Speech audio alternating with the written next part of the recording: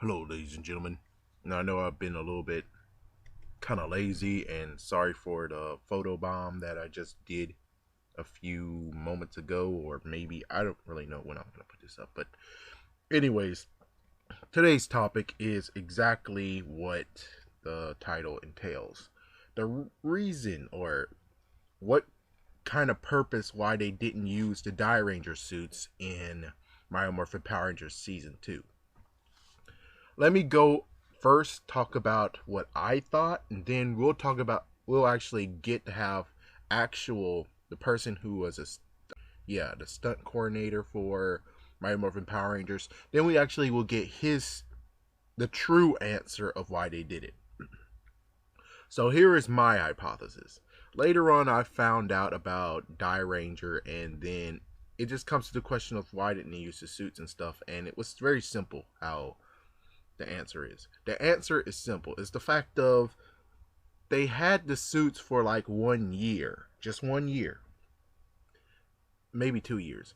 But either way, the suits have become popular. The Mighty Morphin Power Ranger suits become very popular, and to switch now would kind of be a little bit of a toss up because, well, what if they revealed new suits and all the kids are like, oh my gosh, those suits suck. My gosh, those suits are ugly and everything. Not only that, but since we were kind of still using the same characters, Jason, well, of course it got switched out in season 3, but still, let's just say they were using the same characters, Jason, Zach, Billy, Kimberly, Trini. Yeah, so I I mean, technically for Dairanger, they kind of use chi powers. They use Kai, and well, I don't know if they were actually. Yeah, they most likely would skip over the idea, and then most likely, I don't know. I don't really know how this would work exactly. But that would be the interesting topic next. Is the fact of how would they fit in the suits along with the powers that came with them. I mean, it'll be kind of like, yeah, that would be kind of interesting to do. Yeah.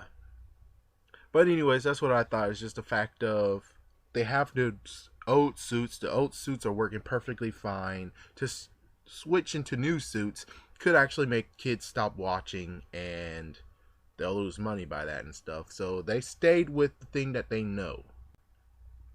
They stayed with the suits that they know, and the suits that they know will most likely make money and lots of people. And plus, it's already iconic. So to switch now would be kind of like a little bit of a hassle. All right, now let's go with what we got from Mr. Prudent. Yeah, I think Mr. Prudent, that's how to say it. But Prudent or Mr. Prute. So either way.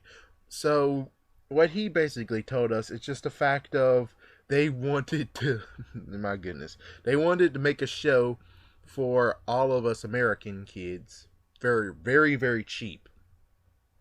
And well, this is what he just started off was just saying just the fact of yeah, they wanted to do it very very cheap and all, and also sell as many toys and products as possible. So I'm just skimming through it, and he was just basically giving us all the details. I'm showing it right now on the screen. If it's kind of too small for you to see, I'll have the link down below so you can actually read everything he actually put down, because it's fascinating exactly of everything that he tells us, because I mean, now we get to actually know what happened behind the scenes that when we were very little. But anyways, I'll continue on. So, for short, the short answer is the fact that Bandai America even had their hands in Power Rangers the early days, which I would figure they most likely didn't have their hand in until just very recently. But they had their hand in the beginning too, which was kind of like, oh my gosh.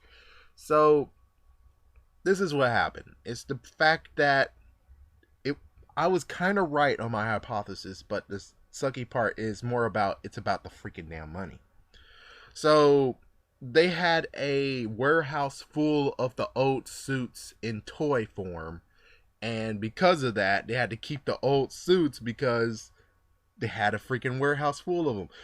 Yeah, I mean, technically, this is the first time of them doing it, and they didn't really know that they were actually going to be switching suits year after year. Which, if you would have told them a heads up, chances are they would actually have gotten the Dairanger suits out. But apparently, you didn't tell them that, so they decided just to continue on for season 2, and in season 3, they actually did something. Wait, did they? They kind of did, but they didn't actually give us the Alien Rangers in toy form. Yeah, that came later, and we only just have the red Alien Ranger from Aquatar in toy form. I think they might have done it, but I'm not sure. So 1 second.